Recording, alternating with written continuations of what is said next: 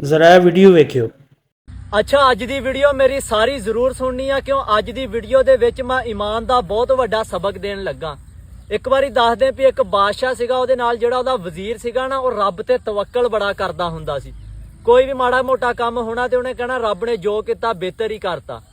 ਉਹ ਇੱਕ ਵਾਰੀ ਬਾਦਸ਼ਾਹ ਦੀ ਹੈ ਨਾ, ਉਹ ਬੂਹੇ ਦੇ ਵਿੱਚ ਅੜ ਕੇ ਬਾਦਸ਼ਾਹ ਦਾ ਗੂਠਾ ਟੁੱਟ ਗਿਆ, ਗੂਠੇ ਦਾ ਮੋਛਾ ਪੈ ਗਿਆ ਤੇ ਉਹ ਬਾਦਸ਼ਾਹ ਨੂੰ ਕਹਿਣ ਲੱਗਾ ਕਿ ਜੋ ਰੱਬ ਨੇ ਕੀਤਾ ਨਾ ਬਿਹਤਰ ਹੀ ਕੀਤਾ। ਉਹ ਬਾਦਸ਼ਾਹ ਨੂੰ ਬੜਾ ਗੁੱਸਾ ਚੜਿਆ, ਕਹਿੰਦਾ ਵੀ ਮੇਰਾ ਗੂਠਾ ਨਾਲੋਂ ਲੱਥ ਗਿਆ ਤੇ ਤੂੰ ਕਹਿੰਦਾ ਵੀ ਬਿਹਤਰ ਹੋਇਆ।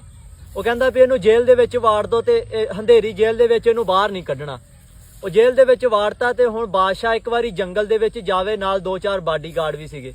ਉਹ ਜੰਗਲ ਦੇ ਵਿੱਚ ਨਾ ਕੁਝ ਲੋਕ ਰਹਿੰਦੇ ਸੀਗੇ ਕਿਸੇ ਦਰਬਾਰ ਤੇ। ਉਹਨਾਂ ਦਾ ਅਸੂਲ ਸੀਗਾ ਵੀ ਸਾਲ ਬਾਅਦ ਹੈ ਨਾ ਇੱਕ ਬੰਦਾ ਦਰਬਾਰ ਤੇ ਜ਼ਿਬਾ ਕਰਨਾ। ਉਹਨਾਂ ਨੂੰ ਕੋਈ ਬੰਦਾ ਨਹੀਂ ਲੱਭਦਾ ਪਿਆ ਸੀ। ਉਹਨਾਂ ਨੇ ਕਿਹਾ ਵੀ ਉਹ ਬੰਦੇ ਤੇ ਨਾਂ ਦੇ ਇਹਨਾਂ ਚੋਂ ਇੱਕ ਫੜੋ।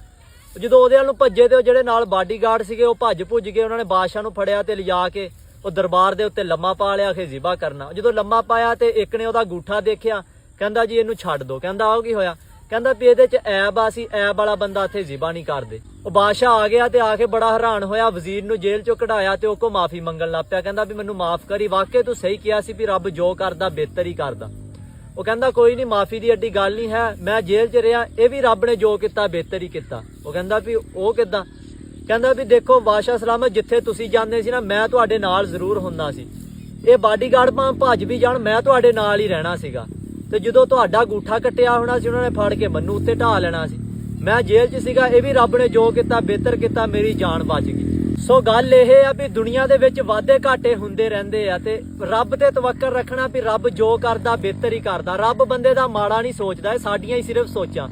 ਇੱਕ ਬੱਕਰੀ ਦਾ ਬੱਚਾ ਨਾ ਮੈਂ ਬੜੇ ਪਿਆਰ ਦੇ ਨਾਲ ਉਹਨੂੰ ਪਾਲਾਂ ਤੇ ਮੈਂ ਨਹੀਂ ਚਾਹੁੰਦਾ ਵੀ ਇਹਨੂੰ ਕੋਈ ਤਕਲੀਫ ਹੋਵੇ। ਤੇ ਜਿਹੜਾ ਰੱਬ ਬੰਦੇ ਨੂੰ ਪੈਦਾ ਕਰਦਾ, ਜਵਾਨ ਕਰਦਾ, ਉਹ ਚਾਹੂਗਾ ਵੀ ਮੈਂ ਇਹਨੂੰ ਤਕਲੀਫ ਹੋਣ ਦੇਵਾਂ? ਨਹੀਂ, ਕਦੀ ਵੀ ਨਹੀਂ। ਰੱਬ ਤੇ ਤਵੱਕਲ ਕਰੋ। ਹੁਣ ਚੜ੍ਹਦੇ ਪੰਜਾਬ ਦੇ ਵਿੱਚ, ਲਹਿੰਦੇ ਪੰਜਾਬ ਦੇ ਵਿੱਚ ਕਿਸਾਨ ਦੀਆਂ ਪੱਕੀਆਂ ਫਸਲਾਂ ਤੇ ਗੜੇ ਪਏ। ਮੈਂ ਕਹਿੰਦਾ ਪੱਕੀਆਂ ਫਸਲਾਂ ਤੇ ਨਹੀਂ, ਕਿਸਾਨ ਦੀਆਂ ਉਮੀਦਾਂ ਤੇ ਗੜੇ ਪਏ। ਪਰ ਅਸੀਂ ਫਿਰ ਵੀ ਰੱਬ ਤੇ ਰਾਜ਼ੀ ਹਾਂ ਵੀ ਰੱਬ ਨੇ ਜੋ ਕੀਤਾ ਬਿਹਤਰ ਹੀ ਕੀਤਾ। ਉਹਨੇ ਵਿੱਚ ਖੁਸ਼ ਰਹੀਏ ਜਿੰਨਾ ਸਾਡੇ ਕੋਲ ਐ ਨਹੀਂ। हाँ जी, कैसी लगी फिर वीडियो? मज़ा आया जे?